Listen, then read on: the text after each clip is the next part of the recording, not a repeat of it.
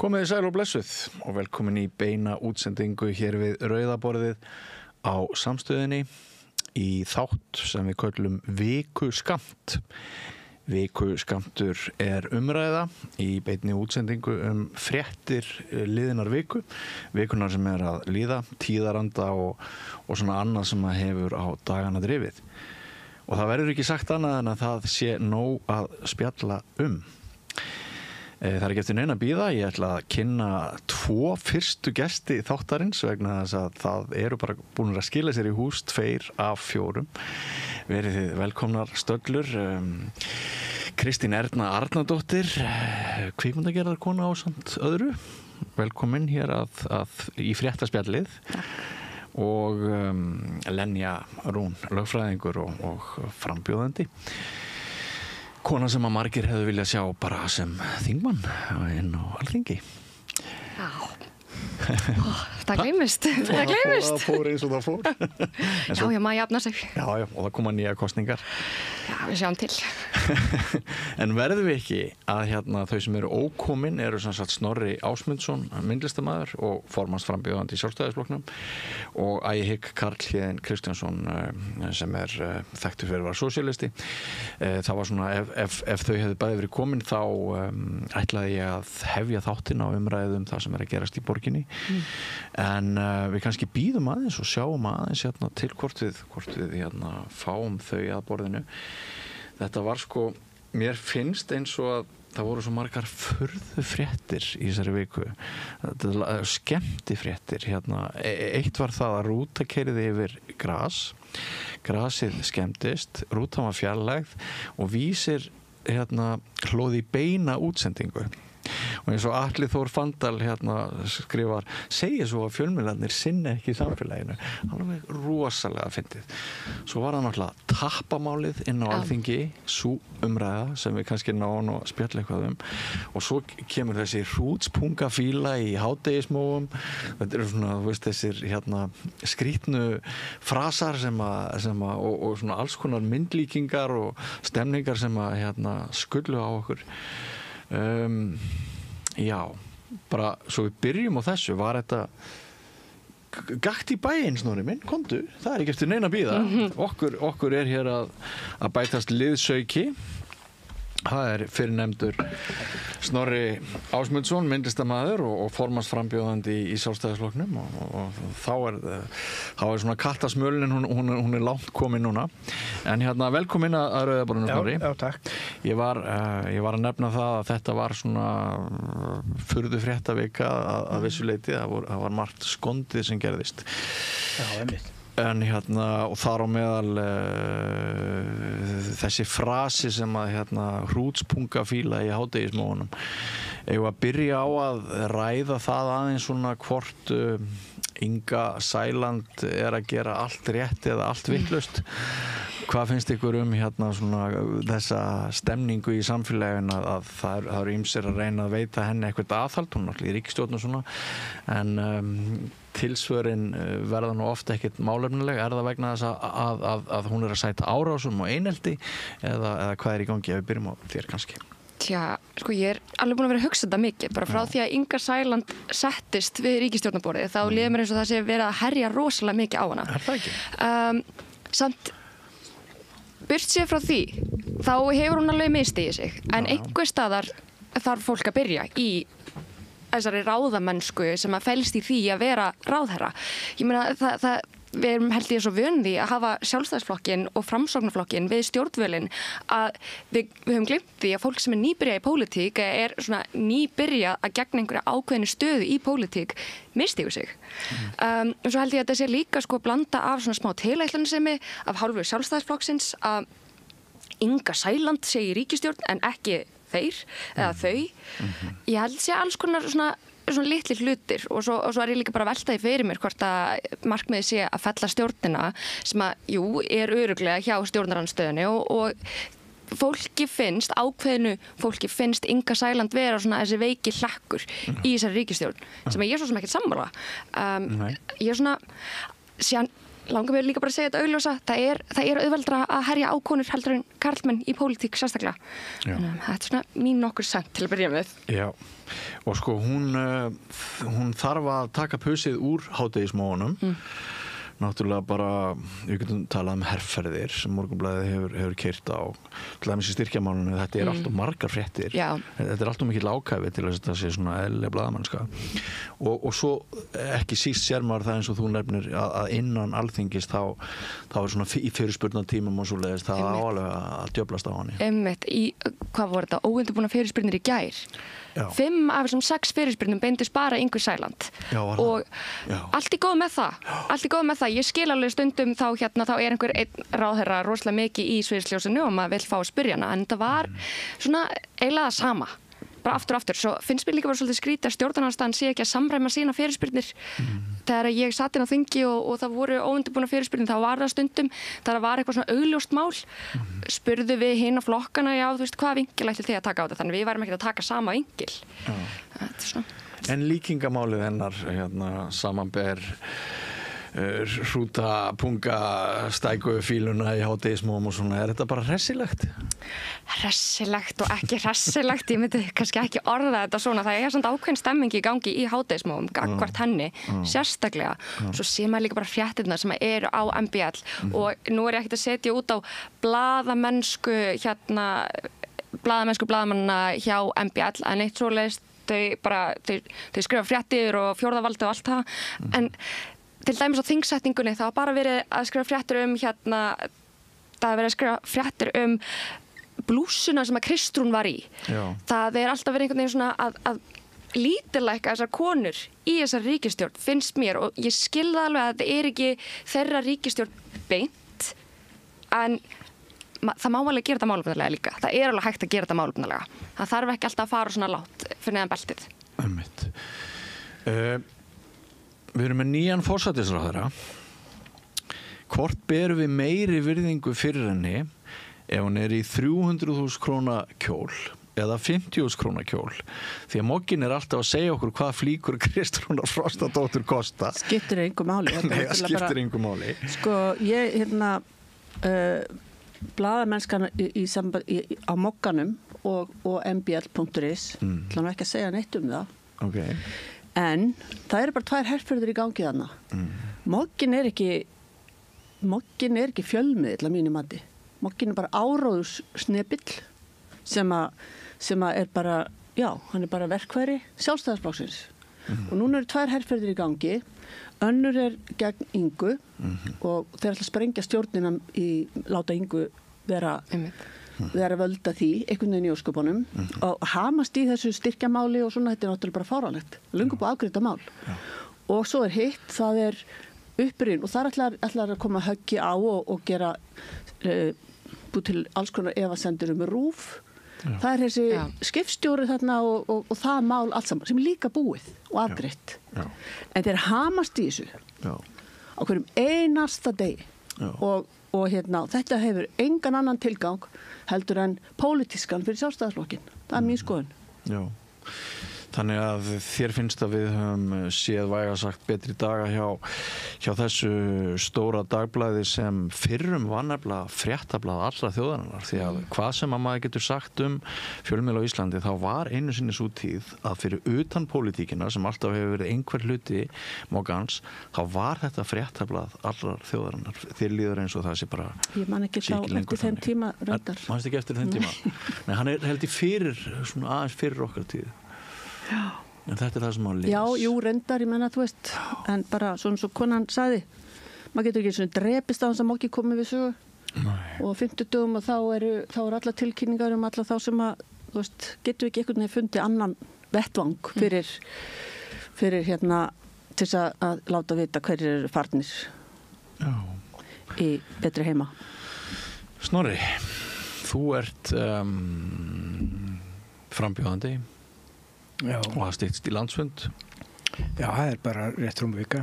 Er þetta svona það sem að mótar dagana hjá þér? Það er barátta þín við 2 valinkunnar konur Sjálfstæðisflokksins sem að vera formaður Sjálfstæðisflokksins? Ég get ekki sagt að ég sé baráttu vegna þess að ég svolítið sigur viss, þannig að ég ekkert í neinum sko fighting mode sko, þannig. Nei. En það einmitt þetta svolítið gaman, skemmtilegs umræða með, sem hefur verið hérna ávarandi með Ingu og það nefnilega, það svolítið að vera að ganga á Ingu óöryggi hennar og hún náttúrulega, sko, hvað gerir menn ef maður er í óöryggi, þá höggva menn og hún heggur og hérna, ég stend alveg, mér finnst hún mjög, ég hef voða gaman af Ingu, sko, þó að hún er ófullkomin og mér finnst bara svolítið hressandi að fá hann í pólitík og ég er mjög gaman að henni, sko. Já. Einmitt, mennsk. Já, þetta er mennsk, einmitt, akkurat, sko. Þannig að hérna, og svo erum við líka náttúrulega að díla við þetta ferkantað hugsun sem er allstaðar. Það er allstað, fólk er bara með það móti og þetta er allt svo, umræðan er svo ferkönduð að það er valla mann nenni að taka þátt í henni, sko, vegna svona svo ferkönduð. Og ég hef heldur betur fundið fyrir því líka sem formannsefni í Sjálfstæðisflokknum, sko. Já. Það er svona, það eru verið að segja, sko, ég held að þeir sem eru svona, er ekki bara andstæðingar innan flokksins míns, heldur líka helstu andstæðingar Sjálfstæðisflokksins eru, sko, helstu óvinni mín líka. Þannig að þetta er mjög fyndin, þetta er svolítið skemmtileg reynsla að verða fyrir þessu, sko. Hvað er mikil heift inn í Sjálfstæðisflokknum þessa dagana? Ég spyr, vegna þess að Spursmál var með þátt fyrr í dag, þar sem þeir leiddu fram þessa tvo hina frambjóðendur til formannsins og það var ekki einu sinni hægt að leiða þær tvær saman að borðinu. Það þurfti fyrst að vera sólóvitul og aðra og svo sólóvitul og hina. Já, ég vissi ekki að þessu. Hefði nú verið gaman að sjá þær berjast saman. Og var þér ekki boðið? Nei, mér var ekki boðið, nei. En þú ert hér? Ég er hérna, já, en það er nefnilega málið. Það er verið að passa að ég kom ekki að borðinu og mér finnst það bara skemmtilegt af því að vegna þess að þær geta remst en ég svo kemur af kosningunni og þá sigra ég, þannig að ég hef ekkert áhyggjur af þessu, sko. Nei. Mér langar aðeins að ræða við ykkur hérna virðingu Alþingis að sko, þetta var nú ansi langt frí frá því að kosið var og þangað til þing kom saman og svo loksins komaðu saman og meðal annars þá var þetta frí vegna þess að það var alls konar atriði í kosningunum sem voru ekki í lagi, sko, og það er ekkert víst að þessi réttu röð þingmanna sem við erum að horfa upp á núna. Jesús minn. Og það er nú eitthvað sem að þú hérna, já, aftur í tíman. Já, ég meina við eigum að vera fyrsta heimsríki, við eigum að vera svona þróarland og við eigum að vera fyrirmyndi fyrir aðrar þjóðir, viljum við meina allavega. Við getum eins og ekki framkvæmt kosningu rétt. Nei. Ég vissi alveg að það myndi eitthvað gerast, en ég vissi ekki að þessi vafi myndi koma upp aftur. Finnst þér ekki með ólíkindu? Ég nefndi eins og ekki að fylgjast með. Á kosninganótt þá bara svona, ég bara súmaði út einhvern veginn.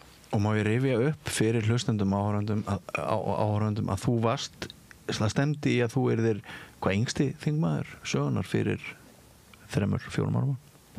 4, 2001, já.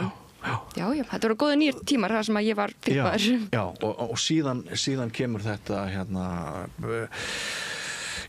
þetta endurtalning borgarnesmálið og allt þetta, þannig að hérna, já, þetta stendur þér nálægt, getur maður sagt, þetta fúsk. Já, ég myndi segja það, en það sem að ég svona velti rosalega mikið fyrir mér er hvaða áhrif þetta hefur á fólk.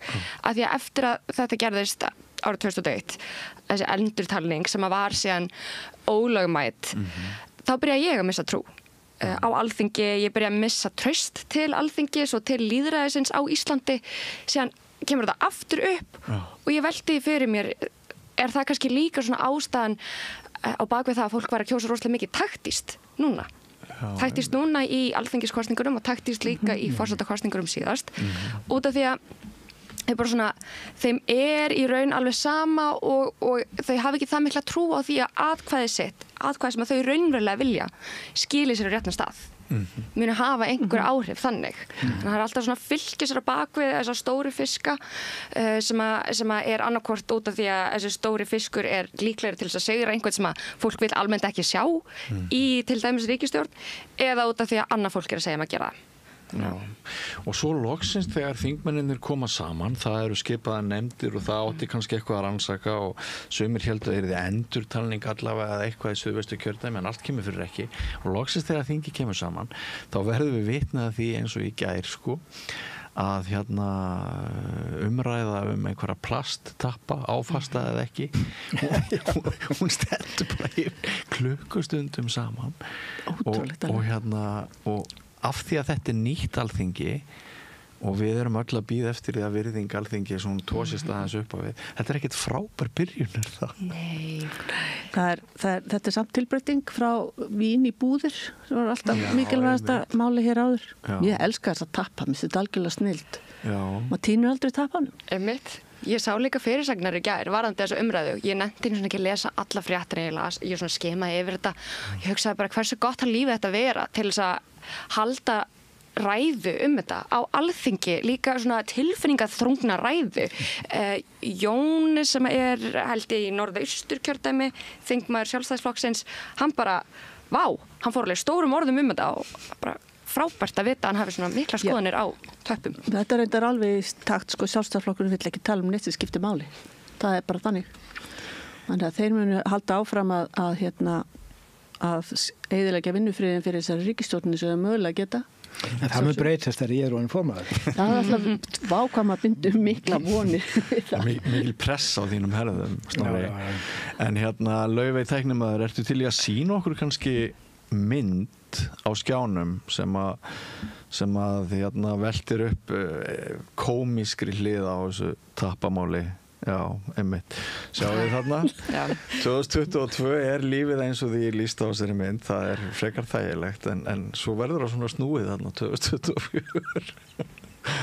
Þú stýrir tappanum svona smá til hliðar. Já, ég flótaði þessum tappa en ég búin að venjast honum núna. En ég tek ekki eftir þessu núna, sko. Þú ert búin að venjast honum? Já, ég er búin að venjast honum. Ég held að það fær svolítið trend í gang að bölva þessum tappa. Allur brjálar eru þessum tappa. Já, ég var það líka, já. Mér fannst þetta alltaf algjör snilt bara. En svo svolítið fyndið að þegar hann þingflokksformaður Samfylkingarinnar, hvað heitir hann, Guðmundur Ari, er það ekki? Jú.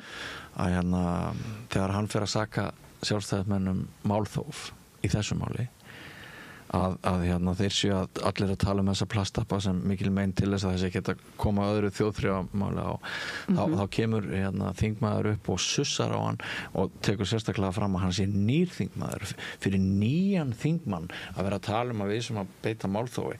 Þar afhjúpaðist líka svona þessi hierarkí að nýjir þingmenn þeir eiga litla virðingu og kannski þarf maður að þegja í 4 ár til þess að verða innvíður og einn gildur í þessum heimi. Nei, ég segi nú bara svona. Já, ég held að það sé einhver ákveðin hierarkía, en svo held ég líka málþóf á fyrstu vikunum þar sem að þing kemur saman sé bara frekar ólíklegt. Ég held að þau sé að reyna að tefja, en málþóf eitthvað allt annað. Þetta ekki bara málþóf, þetta náttúrulega bara að vera að eyða tíma til einskins. Einmitt. En nú ætla ég bara hér í beinni útsendingu að kíkja þans og síma minn bara til að, Heiða Björg verður sannarlega borgarstjóri. Færum okkur aðeins frá Alþingi yfir til Reykjavíkur, yfir í borgarmálin. Þá það staðfest sem að fyrstu fjölmiðlar í gærkvöldi greindu frá að yrði að þetta eru merkilegi tímar bæði á Alþingi og í borginni. Já. Nú komin bara, getur maður sagt, alvinstri sinnaður meirhluti í borginni, eða má ekki segja það. Veldur það ykkur Sjálfstæðismönnum áhyggjum? Ekki mér sem formanni, nei, alls ekki. Ég er bara ánægður með þegar öllum gengur vel og menn hafa eitthvað fram að færa, en meðan Sjálfstæðisflokkurinn hefur ekki fram að færa þá hafa hann haldast þetta til þess. Þetta eru sögulegi tímar? Já, þetta eru sögulegi tímar, auðvitað. Já. Og þau ætla að leggja mesta áherslu á húsnæðismál hér að koma fram í, það blaðamannafundur, það stendur yfir akkurat núna.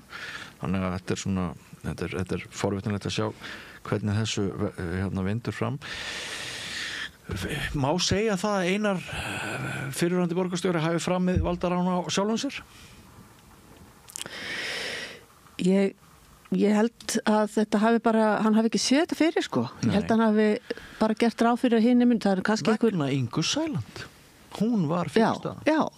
Bara til góðan fyrir Ingu Sæland. Sem vorum að tala um áðan. Já. Hún sagði bara nei. Já. Það gengur ekki að þú, Helga mín, fulltrúi Flokks fólksins, að þú farir í bandalag með þessu fólki. Og þar með dó planið. Kannski er þetta af því bara reynsluleysið eða ekki, það er allavega það sem að margir hafa giskað á, sko. Ég held að hann hafi ekki skoðað það í alvörinu að það væri möguleiki, það væri myndaður annar meiriluti heldur en ykkur sem hann væri í. Nei. Nei, hann hefur búist við því, ég hugsa það. Bara, þá, af hverju? Þú veist, hvað? Þetta er líka hrikaleg tilætlunsemi, bara svona virkar pólitík. Ef að þú ert ekki að snúa hjólnum nóg hratt, þá bara kemur einhver annar í staðinn fyrir þig. Já. Svo held ég, nei, ekki ég held, en ég er svona veldi fyrir mér. Það verða væntanlega formannsskipti í Framsóknarflokknum bráðlega.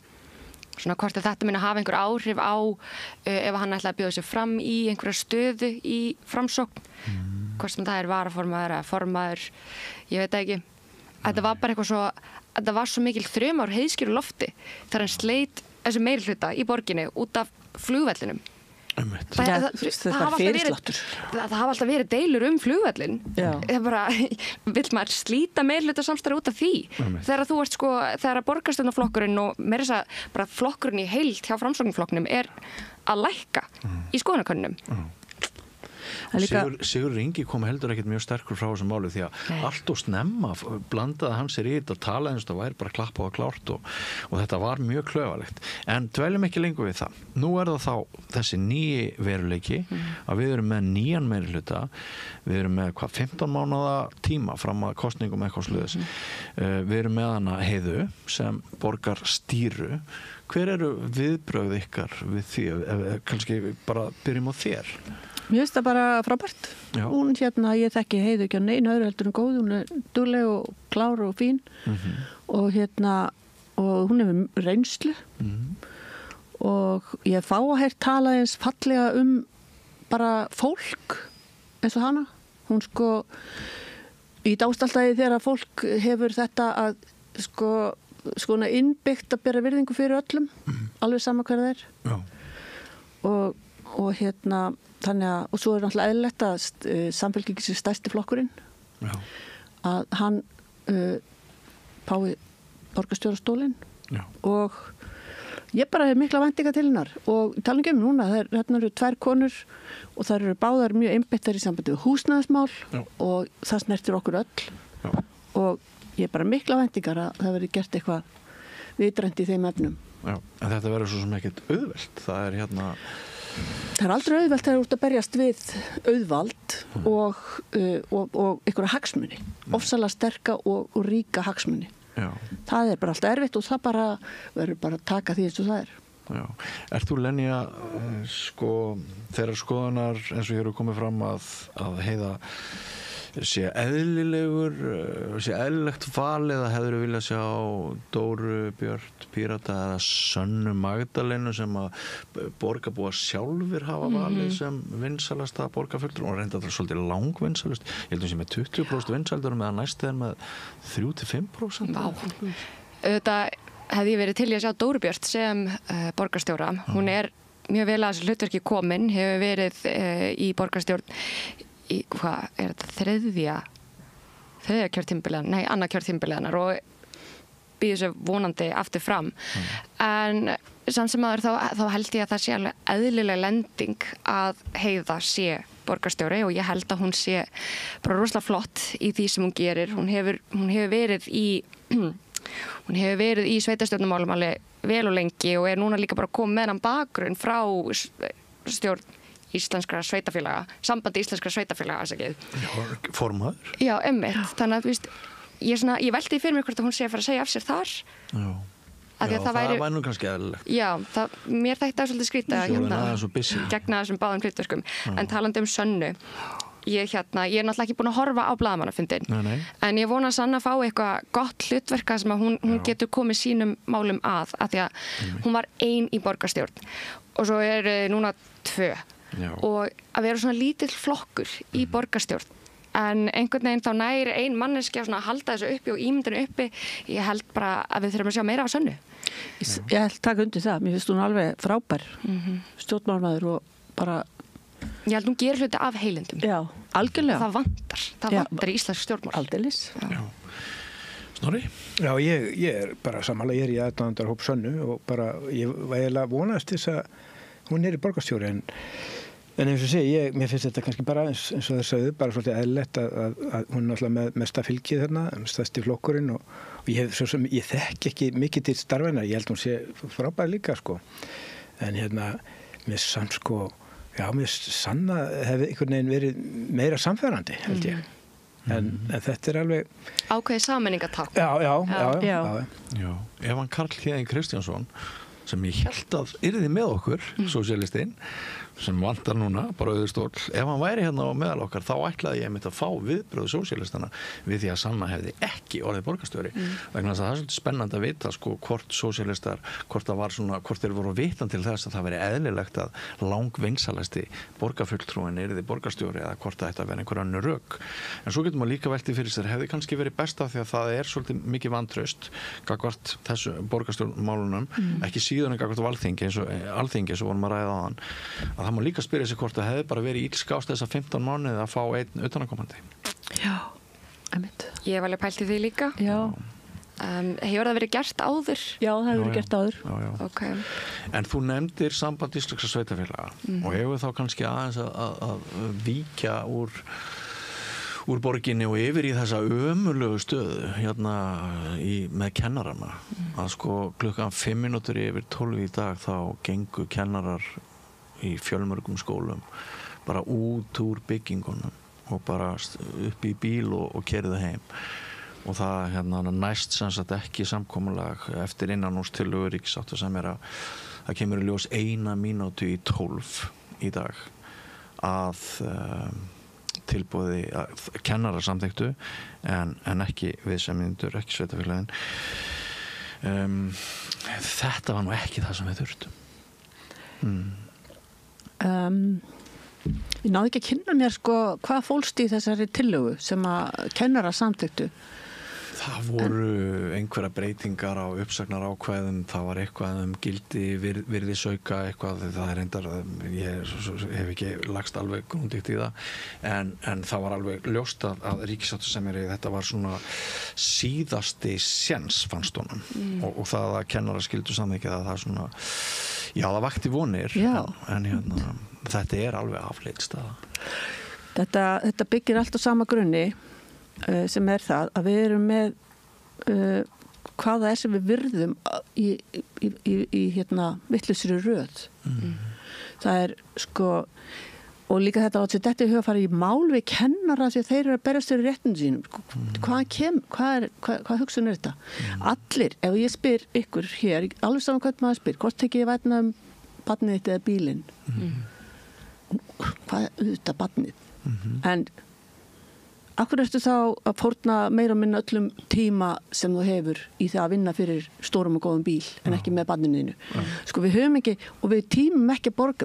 Hver er að setja út á það hvað bankastjórar hafi kaup? Engin. En hvernig getum við sett út á það að kenna fólki sem er með börnin okkar meira og minna allan dag? Þau fá ekki laun sem að þau sætta sig við. Þetta er ekki hópur sem er kröfuharður, frekur eða gráður. Alls ekki. Þetta er yfirleitt eins og hann sagði formaðurinn, hann orðaði mjög vel, hann sagði eitthvað svona, við erum ekki herskár hópur, við erum ekki, og þá fyrir maður að hugsa þú veist, kennarana sem að róa mann niður þegar maður kemur inn í skólastofuna og þú veist, það er svona værði yfirleitt, eða allavega í minningu, að ég veist bara að það eigi að koma til mótsöðu. Við hefum bara að vera samfélag sem að virðir mennskuna og fólk á undan öðru. Er samt einhver hætta á því að kennarar missi trúnað og traust einhvers hluta þjóðarinnar núna vegna verkfalla sem framundan eru? Þau gera það ef að fjölmiðlar eða mokkin heldur áfram að tala þá niður. Ég náttúrulega bara spyr ef að fólk fer að missa trú til kennarastéttarinnar eða trú á kennarastéttina út af því að þau eru að fara í verkfall sýnar það ekki þá að það sé eitthvað svona smá að okkur sem samfélag ég er búin að vera að reyna að hugsa hvernig ég á að orða þetta af því að ég veit ekki hvort ég sé ennþá svo barnaleg, svona, þú veist að það er ennþá eitthvað svona krakki í mér ég hef ekki og hef aldrei skilið hvað máli er með kjarabaráttu kennara. Þetta er fólkið sem er með börnin þín 8 tíma á dag. Þetta er fólkið sem er bókstaflega alveg börnin. Ég myndi ekki tala svona góða íslensku ef það hefði ekki verið fyrir kennarinn mína. Við tölum bara kúrdísku heima hjá mér. Samfélagi líka breytast ótrúlega hratt. Það er fullt af fólki, utanaðkomandi fólki að koma og þau eru með mismunandi bakgrunn og mismunandi menningaheima og kennarar eru einir í þessari skólastofu. Einhvern veginn að reyna svona að fá alla að borðinu og reyna að skapa gott umhverfi fyrir öll þessi börn og kenna þeim. Þetta snýst ekki bara sko launin, ég held að þetta snúist líka bara aðstöðuna, virðinguna, bara hvernig fólk lítur á kennara. Ef að kennarar fá ekki sko eitthvað uppsagnar ákvæði sem að þau eru sátt með í sínum kjarasamningum, hvað að okkur? Svo snýst þetta líka annað sem er ágætt að heyra oft. Það það að það var gert loforð. Það var loforð fyrir 8 árum síðan held ég sér núna. Þegar opinberir starfsmenn gáfu eftir lífeyriskjörin sín, eða þetta var jafna, það átti að jafna þessi laun. Og mér finnst alveg frábært að heyra þau halda þessu lofti, en þess að mér finnst ég ekki að hafa heyrt það nógu mikið. Sko, þetta er til skrifanir á blað, þetta loforð. Og þá bara standa við það sem maður er sagt. Já.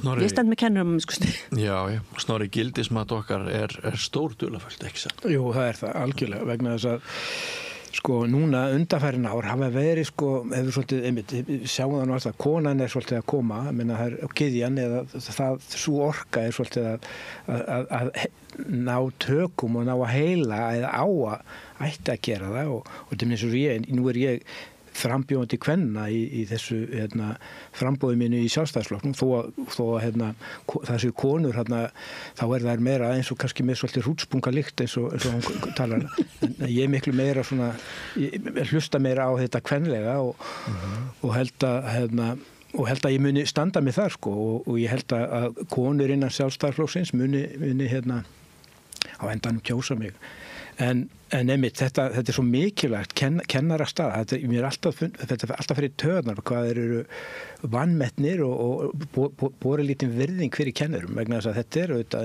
eins og kom meira fram, þetta eru þeir sem eru svo að gefa börnunum okkar veganesti inn í framtíðina, þetta er náttúrulega bara meikar enga sens að við sem vanmeta þau, sko. Það er bara alveg út úr kortinu, sko. En af því að þú segist vera sterkari kona en kall, það minnir mig á vegan réttinn sem ég sá þig vera elda á Facebook daginn. Já. Var það ekki pulsa í brauði? Þetta var vegan... já. Ég hef gert svona vegan þætti, já, með kjötas... Já. Ég hef gert einhverja 30 þætti, ég man ekki alveg, sko. Nei. En þú leggur mikið í bæði matseldina ég geri það og skýrir þetta allt rétt nöfnum. Já. Ég legg mig fram í allt sem ég tek mig fyrir hendur, sko. Já. En þetta við erum augljóslega öll sammála það að þetta ömurlegur veruleiki og sko það hérna líka bara mér fannst árið í fyrra svo skelfilegt ár, fréttár. Mér fannst svo hrikalega mörg skelfileg tilvik ofbeldi, barn drepur barn, foreldri drepur barn og maður hefur svona bara verið að vonast til þess að áherslan einmitt myndi færast frá þessu kalda, dauða efnislega yfir í humanisman og yfir í þetta sem eins og þú ert að nefna, þetta er frábær punktur með að íslenska þín alveg upp á 11 á 10 og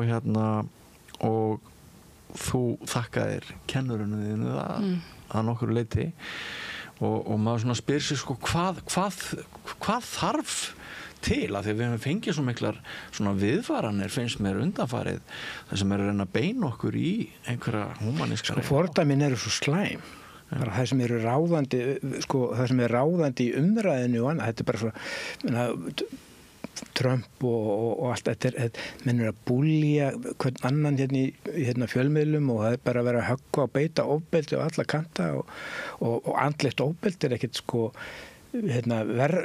skárra eða betra heldur en líkamlegt ofbeldi þannig að ég veit ekki mér svona bara að það að við séum svona mjúk og eðlileg og kjósum frekar heilbrigð samskipti heldur en að samþykja eða gútira bara umræðana á þessu plani bara með að móti eða það er alltaf bara að vera að höggva í allar áttir þetta er afleiðingar eftir því sko með bara börnin eða við lærum einhvers konar ofbeldishegðun þetta er náttúrulega bara út úr kortinu sko.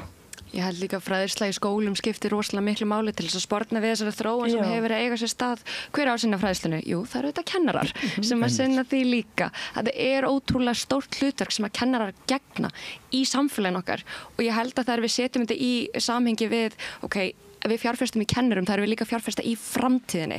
Eins og þú sagðir, þú orðar þetta svo vel áðan, kennarar senda börnin okkar með veganesti út í framtíðina, bara nákvæmlega þannig. Hvernig samfélag verður við eftir 50 ár ef að það vill enginn fara í kennaranám lengur?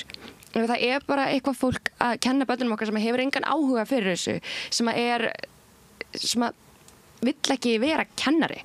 Við verðum líka að upphefja þetta hlutverk. Það að vera kennari. Við verðum einhvern veginn afsakið enskuslettuna að glorifæja þetta hlutverk. Þetta svo mikilvægt.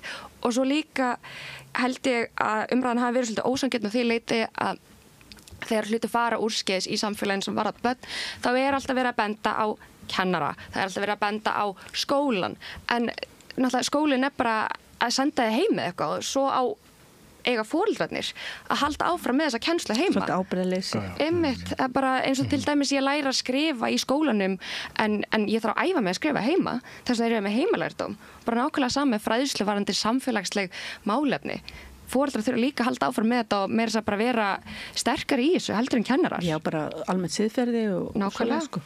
Ég held að þetta sem að það er svo margt sem er að koma upp á yfirborðið, það eru allar gryfjur að opnast. Ég held að þetta sé hluti og þessi ofbeldisalda og allt þetta, þessi ringulreið, þetta sé hluti af þessum breytingafasa sem að gerast í heiminum. Við erum bara að fara í gegnum rosalega stóra breytingar og það er undir okkur komi hvernig það er enda. Hvernig ætlum við að láta þetta enda? Og ég gerði það í fyrra þá skrifaði ég niður, ákvað ég fylgjast með fréttum og skrifa niður allt sem að kom jákvætt og ég á langan lista og var sjálf hissa því ég las hann yfir bara í lok ársins að því maður gleymur þessu leið bara það ætlum að sanga frjáls það finnst mér vera bara það er það getur í góða mun sigra, það er bara spurning hvað tekur langa tíma og við erum bara í þeirri breytingu og ég held að við erum bara duglega að gera eitthvað vonduluti gerast það að gott fólk gerir ekkert eins og sagði frasinn Sir Edmund Burke hann sagði þetta en við vorum með fréttir úr skólakerfinu í vikunni ég veit ekki hvort fylgdust þið með umræðinu sem var við þetta rauða borð hér á mánudaginn þegar 2 blaðamenn fóru í ansi hressilegt rifrildi Breiðholtsskóla og orðræðu. Nei, ég var ekki búin að ná að horfa á það. Nei, þeir eru ekki á heimavelli í því. Nei, það var það sannlega ekkert umræðefni hjá okkur núna. En það var sem sagt deila 2 blaðamanna menningar, hvort menningarmunur skýrði það sem er að gerast upp í Breiðholti. Hvenær mætti tala vandamál þar sem að innflytjendur ættu hlut hvenar hlutur innflytjenda í vandamáli sem væri kannski minni heldur en hlutur heimamanna þeir sem fættust á Íslandi hvernig þetta kæmi allt heim og saman og svona en þetta það náttúrulega hefur ekki einfalda hlutskipti kennara, guð minn góður hvað þetta hlýtur alltaf að verða erfiðara og erfiðara þegar aðstæður hafa breyst og eru eins krefjandi tungumálalega og svona eins og verið hefur. Er það ekki líka eitthvað sem bara mætti taka með í reikningi núna þegar við erum að ákveða virði kennara og starfsins? Mér dettur nú bara í hug einn saga, svona dæmissaga sem er nú reyndar sönn sem ég heyrði fyrir löngu síðan og það var einmitt kennara. Og það sagan, mér minnir það hafi gert í Boston í Bandaríkjunum það var að vera rannsaka árangur í nemenda eða svona kennslu árangur nemenda í skólum og þá fundu menn einhver tossabekk í Boston sem var vandræðabekkur og með mjög lágar einkunnir en svo þeir tókuður eftir að þessi bekkur fór skyndilega bara að fá rosalega hærri og hærri einkunnir og urðu allt hámenntaðir einstaklingar og þetta fólk fór bara að reyna að rannsaka hvað olli þessu, hvað gerðist þarna og þá komust þau að þau fengu nýjan kennara og þau svona höfðu upp á þessum kennara og spurðu býtu, hvernig fórst það þessu, hvað gerður þau? Ég ger ekki neitt, ég bara elskaði þau. Já, þetta er fallið saga. Einmitt. Og ég held að þetta sé svolítið mikið þannig sem við erum að díla í þessu samfélagi. Sko. Já. Akkurat. Ég nefndi með það að samfélagi sé að breytast og það er fólk af erlendum uppruna að koma til Íslands út af því að ég hitti kennara í október. Það var fréttabilgja í gangi og það voru kjaradeilur í gangi þá líka og hún talaði við mig og sagði mér einmitt að í bekknum hennar þá eru nemendur sem að koma frá stríðshrjáðum svæðum og eru með áfallastreitu-einkenni og hún sem kennari, hún er að róa þig niður. Ég meina, þú veist, kennarar eru líka sálfræðingar barnanna. Þú veist, þau elska börnin en þetta tekur líka rosalega mikið á. Og auðvitað má alveg nefna það að það eru ákveðin svæði í samfélaginu þar sem að útlendingar eru fleiri og það eru kannski fleiri tilvik af ofbeldi í Breiðholtinu en ég hugsa líka, er þetta kannski út af því að við erum kannski smá búin að missa boltan á því hvernig við erum að taka á móti fólki sem að hingað kemur og ég er ekki að segja sko að við erum að galopna landamærin, mér líður eins og ég þurfa alltaf að segja það þegar ég er að tala útlendingamál, bara ég vil ekki opna landamærin en ég held að skipta þess að líka rosalega miklu máli að þegar við tökum á móti fólki, við gerum það vel og ef við sjáum fram á það að við erum ekki að fara að ná að taka vel á móti fólki og hjálpa þeim að aðlagast samfélaginu í Íslandi þá erum við að klikka á einhverju. Það er að búa til vandamál. Nákvæmlega og það verður alveg að taka þetta samtal líka en svo ég var að tala þetta við sko kærasta minn út af því að hann spurði mig daginn bara hvernig náðu mamma og pabbi að vera svona góðir innflytjendur í Íslandi, hann myndi það mjög vel veist, bara svona hvernig náðu þau að aðlagast svona ótrúlega mikið og þau komu hingað fyrir aldamót þegar það var ekki svona mikið af fólki frá útlöndum eða Íslandi, veist, það var ekki mikið af innflytjendum eða flóttafólki og samfélagið var bara umburðarlyndara gagnvart þeim og þau eignuðust íslenska vini, fyrstu vinirnir sem þau eignuðust hér á Íslandi voru Íslendingar og það hjálpaði þeim held ég bara rosalega mikið að aðlagast í samfélaginu, að þau þurftu að tala íslensku. Núna þá er einhvern veginn svona, mér líður eins og það sé bara einhver svona tiltekin svæði sem að taka við útlendingum eða sem að ríkið svona setja þau í og þá hópast þau þetta saman og er ekkert að ná að svona, vera virkir þáttekundur í samfélaginu. Þá verður einangrun og nákvæmlega. Eins og við gerum í nývandamál. Nákvæmlega. Tenerife. Já, köpun. En ég held að þetta sé rétt tilfinning sem vorti lýsa þarna. Mér finnst ég finna í kringum mig aðeins minna umburðarlyndi gagnvart innflytjendum, meðal annars sennilega vegna þess bara hvað þetta er stór hópur og ef það er ekki eins og þú segir, ef við erum ekki að verja fé og orku og ást og alúð í að láta þetta ganga vel fyrir sig, ef við erum bara að hugsa ávinningin sem við fáum á þessu fólki sem kemur harðduglegt þegar ég segi þessu fólki, ég veit aldrei hvað ég á að segja í staðan fyrir þetta fólk af því það er alltaf einhver sem sagður þetta fólk. Já, einmitt, það er bara sorglega. Já, ég tók eins og ekki eftir að segja ég lélegur útlendingur. Það er stundum eins og ávinningurinn að við horfum bara á ávinningin af því að fá allar þessar hendur til þess að vinna brjálaðislega erfiða vinnu sem við Íslendingar erum drullu ánæðir með að þurfum ekki lengur að sinna sjálfir. Við erum að fá til þess líka, það er ekki. Já, pluss það, en þetta er hluti af resursunum að sko það er bara, það er mjög furðulegt að við áttum okkur ekki að því að til þess að við fáum fólk sem að menntakerfi annarra landa hefur fóstrað við fáum það frítt sko, við þurfum ekki að mennta það, fullorðið fólk sem kemur hingað. Það er furðulegt að við áttum okkur ekki á því að við þurfum að borga með öllum þessum hlunnundum. Við þurfum að eiga lóðir, við þurfum að eiga húsakost og allt það. Þetta er svona bara, já, þetta er bæði að éta kökuna og geima hana einhvern veginn. Er það ekki? Jú, þetta vantar allt samhengi. Það vantar samhengið. Já, að þetta með, sko, í þessari umræðu það er ekki talað alla þessa, 30.000 eða meira af fólki sem er hér bara að vinna. Og er bara borgarar, bara góður og gildi borgarar. Já. Og svo er það hinn hlutin sem er sko hámentað, frábært fólk sem ættum að raða bara í efstu stöður en eru kannski bara að skúra sko. Einmitt. Já, akkurat. Já, þetta hérna, svo er náttúrulega líka mikið af þessu fólki kemur frá ákveðnum löndum sem að Vesturlöndin hafa svona smá litið niður á undanfarið, eins og til dæmis bara Miðausturlöndunum eða í Norður Afríku, svona stríðshrjáð lönd og mér finnst svo fyndið þegar við segjum, já, akkur eru þau öll að koma hingað, akkur allt í einu byrjaði fólk að flytja svona mikið til Evrópu og flýja aðstæður og eitthvað svona, en það er einmitt ekki, það vantar samhengið. Fólksflutningum mun ekki að fækka á næsta árum. Jafnvel þó að sé ekki bara út af stríðsrekstri og Vesturlöndin sé eitthvað svona íta undir eitthvað svona proxystríð á milli landanna í Miðausturlöndunum. Þau eru líka loftslagsbreytingar eiga sér stað sem að leiðir bara til Við getum orðið flóttamenn fljótlega. Það er nefnilega málið. Og svo er aldrei talað það heldur að þú veist, akkur vilja allir koma hingað og eitthvað.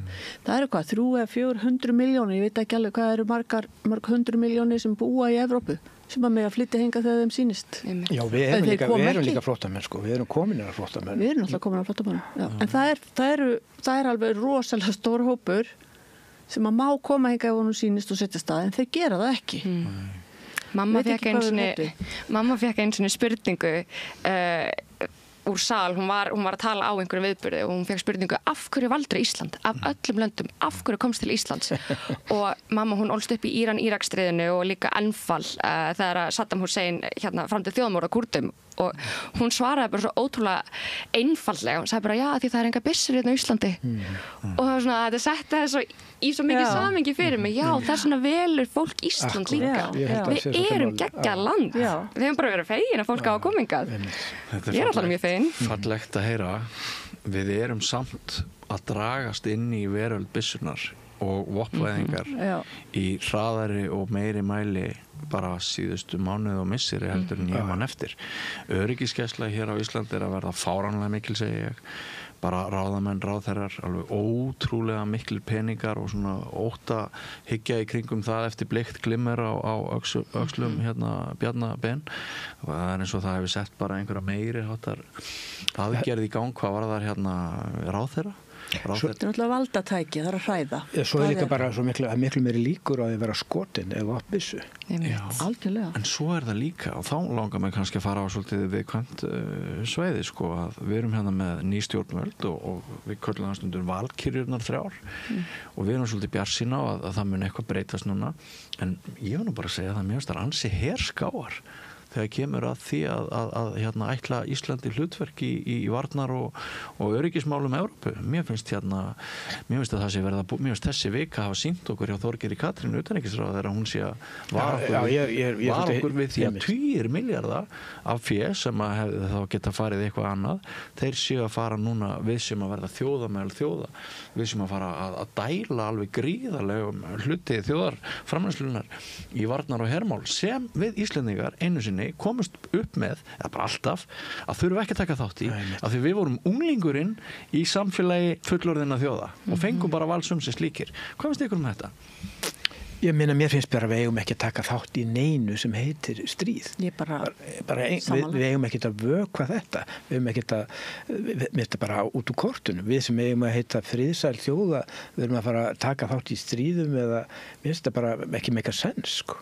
Við erum bara að halda hlutleysi okkar og við erum að lifa sem eiland í norður hér og við alla þessa náttúru og með friðarsóluna og bara, ég veit ekki, ég trúi ekki á ofbeldi og ég trúi ekki að við eigum að vökva það að gefa færi á því, sko. Þannig að bara stiga tilbaka og nei, við tökum ekki þátt í þessu. Það sem mér finnst ruglandi er að mér finnst í umræðinu það sem verið að stilla okkur upp við hliðin á hagsmunum Evrópuríkja á meginlandinu. Okkar hagsmunir eru allt öðruvísi heldur en Evrópuríkja. Þau eru með Pútín.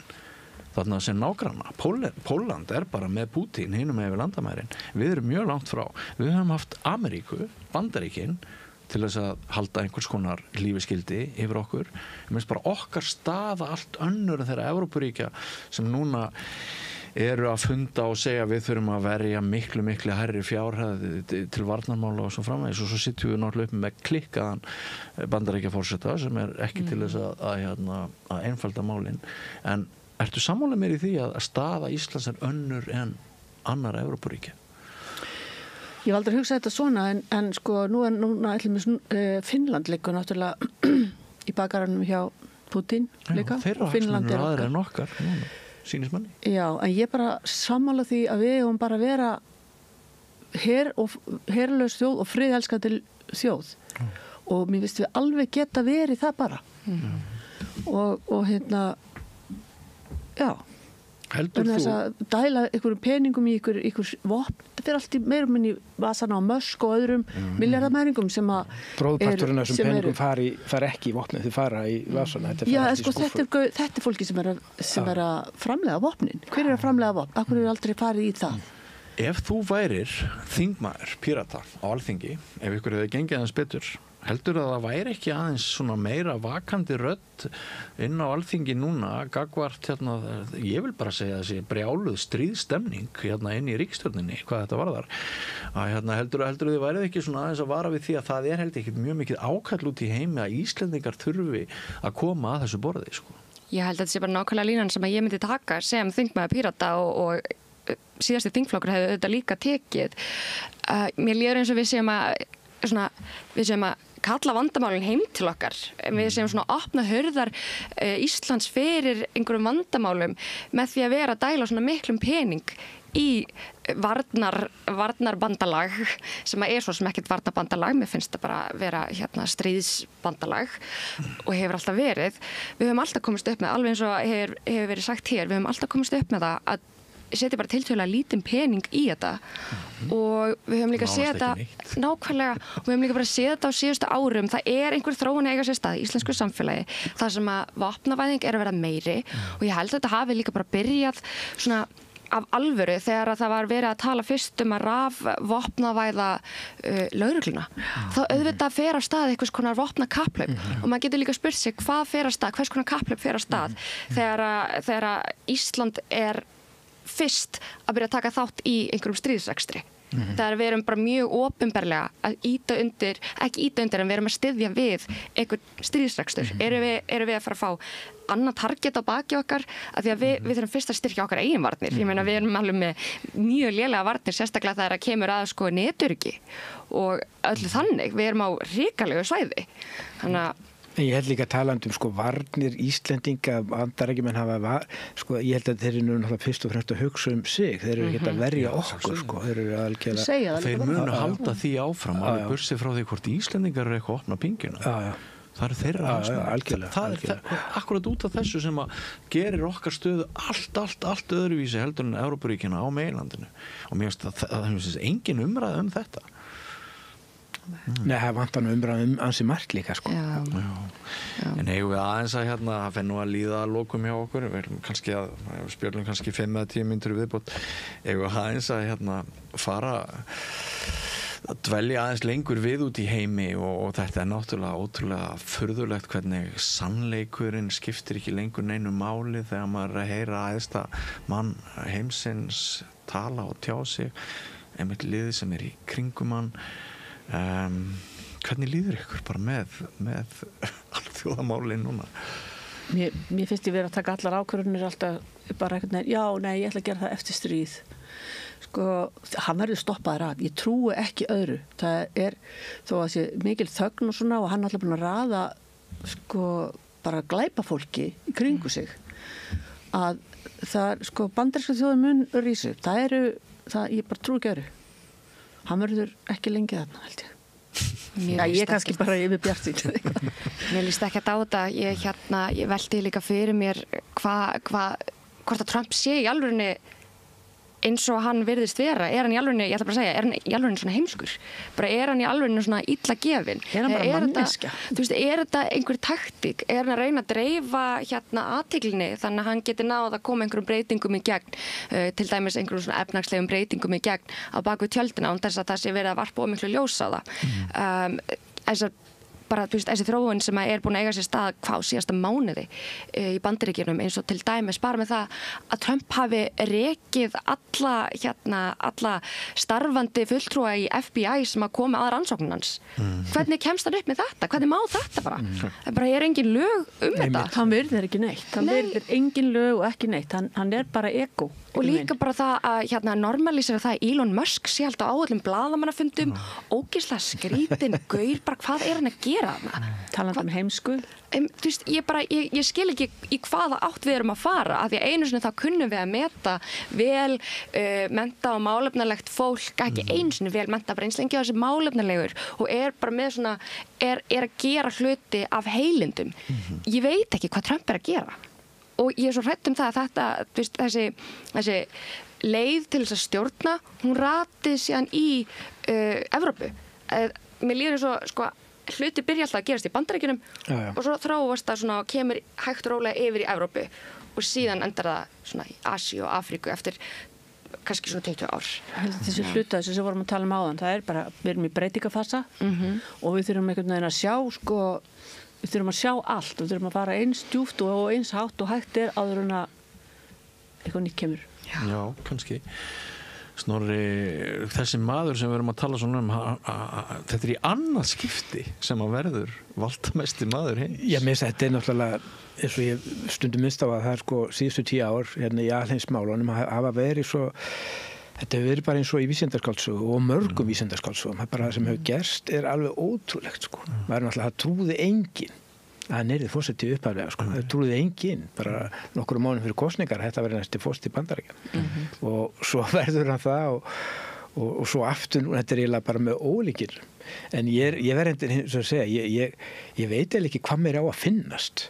Vegna þess að, einhvern hátt, ég veit ekki hvað mér á að finnast Trump, en auðvitað finnst mér margt af því sem þið voru að segja hann, sko, en svo finnst mér líka eitthvað, það er eitthvað rosa, það er að vera að hræra svo einmitt til í þessu öllu saman, með sumt af þessu sem hann er að gera, pínur hressandi, sko, þó mér finnir, sko, það var eitthvað stórt sem hafði brugðist áður til þess að maður eins og hann gæti komist í valda. Já, einmitt. Ég heldur megum líka alveg benda á demókratana í þessum efnum. Ég meina, ef þau hefðu verið með sterkari mótframbjóðanda sem að hafði eitthvað fram að færa annað en að vera Republican light, afsakið slettuna, þá kannski mögulega hefðu Trump ekki unnið. Þetta allt saman þremakurðunum að kenna, held ég. Vegna þess að ég held að Bernie hefði unnið. Nákvæmlega, ég var að fara að segja það. Hann hefði unnið hann og þá hefði aldrei fengið hann upp á borðið, sko. Ég held að Bernie hafi verið of vinstri sinnar fyrir demókrata. Já, hann reyndar vann hann. En það voru náttúrulega superdelegates sem að gera það verkum að hann vann en hann fekk miklu fleiri atkvæði heldur en Hillary. Ég ekki gleyma því, sko. Að það? Já, hann fekk flestu atkvæðin. Það voru superdelegates, superatkvæðin sem að kursu. Já. Hillary, það ekki rétt hjá mér? Mér ámar eitthvað í þetta. Ég var sko 16 ára þegar þetta var ekki. Ég held að það verið þannig, sko. Já, mögulega. Þetta er algjör synd samt út af því að ég veit bara hann hefði pakkað þessu saman. Af því að unga fólki sem að var svona meira vinstri sinna í þessum kosningum, þeir bara mætti ekki að kjörstað. Þeir hefðu enga trú á því að Kamala yrði eitthvað skárri. Kamala, hún var ekki að taka neina sterka afstöðu gegn, til dæmis auðvaldinu, hún var ekki að taka sterka afstöðu gegn Ísrael og þjóðamorðinu sem að þau eru að fremja á Gaza. Bara alls konar svona hlutir út af því að þau eru bundin einhverjum fjárframlögum öruglega frá einhverjum stórfyrirtækjum. Nákvæmlega. Þetta var einmitt munurinn á Bernie og Hillary, sko. Bernie fyllti heilu íþróttaleikvangana af fólkinu, en hún fundaði bakherbyggjunum með milljarðamæringum. Og hún vann á því, vegna þess að það voru akkurat atkvæðin sem að... En að því voru að nefna Kamilu Harris, sko, ég man eftir þessu eina sjónvarpseinvígi sem var á milli hennar og Trump núna í fyrra vetur áður en kosið og sko hann laug ekki bara um hana, heldur bara um heiminn, um Bandaríkin, hinn og þessa minnihlutahópasvæði og allt það. Ég held að hún hafi aldrei logið. Ég held bara allt sem hún hafi sagt hafi bara verið satt. Og manni finnst sko svo óhugulegt að lygarinn, falsarinn, svo sem að segir hvað sem er og gerir hvað sem er bara í þá eiginvalda og vinna hans. Það er mjög hættulegt að hver margir fjársterkustu menn heimsins standa honum þétt að baki. Það mjög hættulegt vegna þess að það eins með Bandaríkjaforseta eins og þig þegar þú verður honum formaður Sjálfstæðisflokksins Snorri, að þér eitt hlutverk þitt að hamla gegn auðræði. Já. Sá sem er æðsti valinn af fólkinu, fulltrúi Bandaríkjanna, hann á að hamla gegn auðræði, að auðræðið kaupi upp pólitíkina. En þarna bara auðræðið. Hann bara raðar auðræðinu í kringu sig og afhendir þeim. Hann raðar því öllu í kringu sig. Hvaða sjans á þá almenningur og allur þessi óheiðarleiki. Þetta bara ansi snúið. En hann samt líka að gera það fyrir opnum dyrum. Hann bara mjög opinber með þetta, hverjir á bakveðan. Og ég velti fyrir mér, þetta gott? Það kannski gott að fólk sé fara að átta sig á því bara hvernig maður hann eða eru við einhvern veginn að lækka standardin fyrir kjörna fulltrúa og bara æðstu ráðamenn alls konar ríkja sem að hafa bara rosalega mikil völd í nútíma samfélagi. Þetta finnst mér rosalega góð spurning hjá þér. Ég held að fólki þurfi líka bara aðeins að átta sig á því bara allan heim, valdið í höndum fólksins. Kannski ekki alltaf. Já, mér finnst þetta sorglegt en líka sem performance-listamaður þá finnst mér þetta líka sem performance ótrúlega áhugavert. Það bara mjög áhugavert. Og það var ekki eins og að því að hann hefur svona gert út af það að höggva í kerfin og segja kerfin ónýtt að það nefnilega báðir hafa svolítið til síns máls. Bæði sá sem segir við þurfum að láta einkaframtakið leysa allt af hendi sem að ríkið sá áður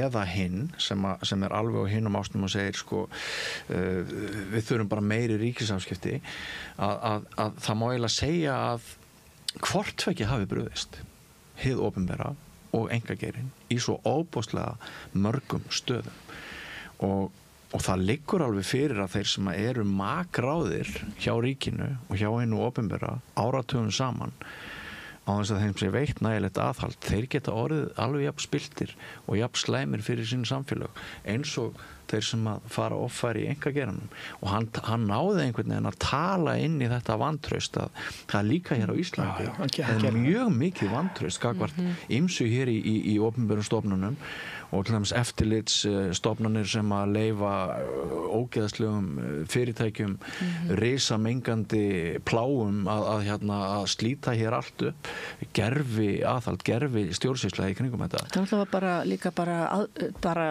stefna hjá Sjálfstæðisflokknum sem að þú munt örugglega kippa í liðin að draga tennunar röll sem heitir eftirlit.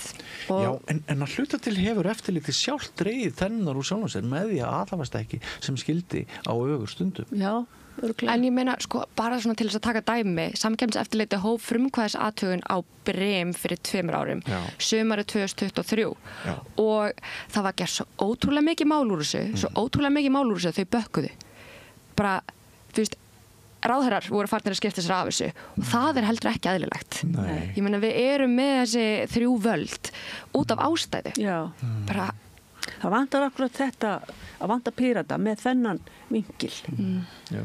Það bara lýðræðið og antispilling. Algjörlega.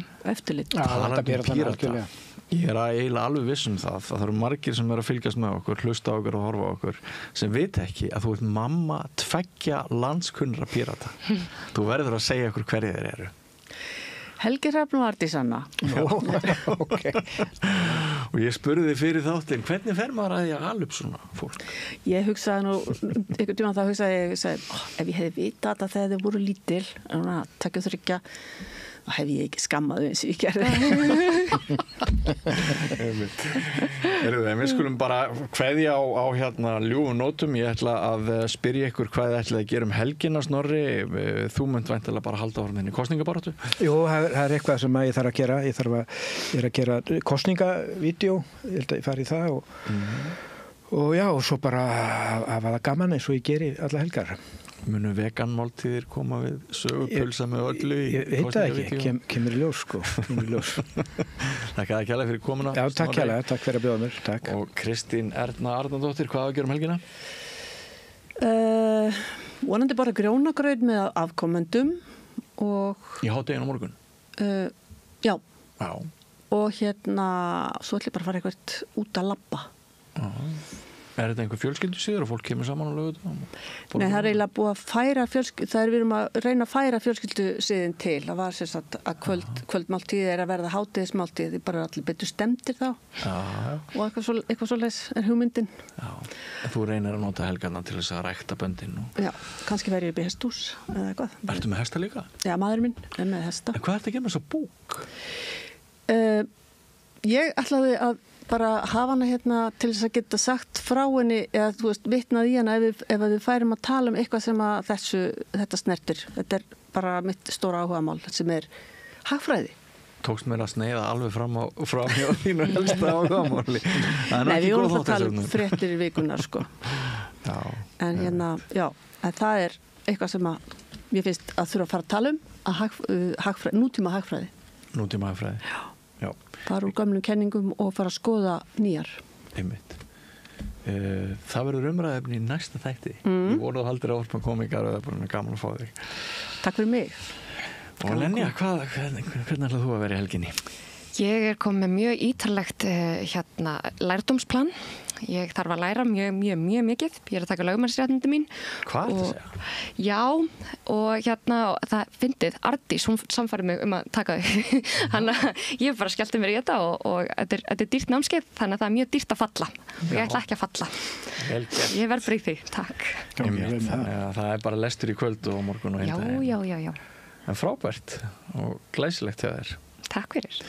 Og þakka þér kærlega fyrir komuna. Takk fyrir að fá mig. Nú, þá er þessi þáttur á enda. Ég vil minna ykkur kæru áhorfendur og hlustendur á það að það er áhugaverð dagskrá hér framöndan um helgina. Morgun ítalegt viðtal og úrval vikunar, besta efni vikunar, endurflutt á morgun. Sunnudaginn Synir Egils, hörku umræðu þáttur, þjóðmála þáttur sem að hefur vakið mikla athygli. Og við erum nú vön að reyna að betla aðeins af þeim sem eru aflögu færir. Við værum ekki í loftinu án stuðnings ykkar, kæru áhorfendur, og 2500 krónur er fjárhæðin sem að þú þarft að greiða, ekki há fjárhæð, ef þið langar að verða hluti af eignarhaldi samstöðurinnar, gerast áskrifandi eins og við köllum það. Það er vefsíða sem að heitir einfallega samstöðin.is. Ef þú skrólar niður þar þá er hnappur sem ástendur áskrift og það er með því að íta þannig hnapp er hægt að græja mánaðarlega áskrift 2500 krónur sem getur haft allt með það að segja hvort við höldum áfram í loftinu. Og við höfum svolítið verið að biðja ykkur að bara ímynda ykkur lífið án samstöðurinnar. Ef ykkur finnst samstöðin skipta einhverju máli, ef ykkur finnst samstöðin skipta mjög miklu máli, ef þið viljið ekki að Ísland verði án samstöðarinnar og sjáðu fyrir ykkur landslægið, fjölmiðlalandslægið án samstöðarinnar, þá þætti okkur mjög vænt um það ef þið getið styrt okkur með einhverjum hætti. En þátturinn er búinn í dag, verið sæl.